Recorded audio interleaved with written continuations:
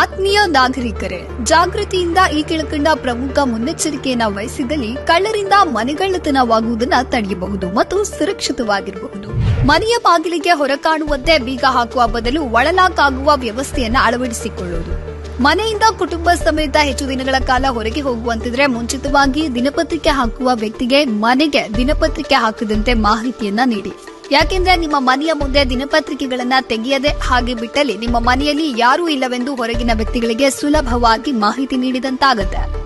ಮನೆಯಲ್ಲಿ ಅಗತ್ಯಕ್ಕಿಂತ ಹೆಚ್ಚಾಗಿ ನಗದು, ಹಣ ಅಥವಾ ಆಭರಣಗಳನ್ನ ಇಟ್ಕೊಳ್ಬೇಡಿ. ನಿಮ್ಮ ಪ್ರಯಾಣದ ಬಗ್ಗೆ ಯಾವುದೇ ಕಾರಣಕ್ಕೂ ಫೇಸ್ಬುಕ್, ಇನ್ಸ್ಟಾಗ್ರಾಮ್, ವಾಟ್ಸ್ಆಪ್ ಸ್ಟೇಟಸ್ ಅಥವಾ ಇತರ ಯಾವುದೇ ಸೋಷಿಯಲ್ ಮೀಡಿಯಾಗಳಲ್ಲಿ ಅಪ್ಡೇಟ್ ಮಾಡಬೇಡಿ. ಇದರಿಂದ ಕಳ್ಳರಿಗೆ ಮಾಹಿತಿ ಸಿಕ್ಕಿ ಮನೆಗಳ್ಳತನವಾಗುವ ಸಂಭವವೇ ಹೆಚ್ಚು. ಅನುಕೂಲವಿದ್ದಲ್ಲಿ ಬಾಗಿಲುಗಳಿಗೆ ಥೆಫ್ಟ್ ಅಲಾರ್ಮ್ ಅನ್ನು ಅಳವಡಿಸುವುದು ಸೂಕ್ತ.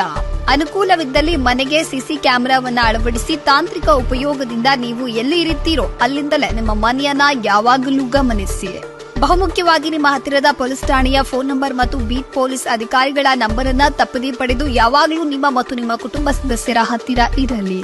ನಿಮ್ಮ ಮನೆಯ ಸುತ್ತಮುತ್ತ ಯಾವುದೇ ಅನುಮಾನಾಸ್ಪದ ವ್ಯಕ್ತಿಗಳು ಕಂಡುಬಂದಲ್ಲಿ ಕೂಡಲೇ ಹತ್ತಿರದ ಪೊಲೀಸ್ ಠಾಣೆಗಾಗಲಿ ಅಥವಾ 112 ನಂಬರ್ಗೆ ಕರೆ ಮಾಡಿ ಮಾಹಿತಿ ನೀಡೋದನ್ನ ಎಂದಿಗೂ ಮರೆಯದಿರಿ. ನಿಮ್ಮ ಸುರಕ್ಷತೆಯೇ ನಮ್ಮ ಕರ್ನಾಟಕ ರಾಜ್ಯ ಪೊಲೀಸ್ ಇಲಾಖೆಯ ಪ್ರಥಮ ಆದ್ಯತೆ.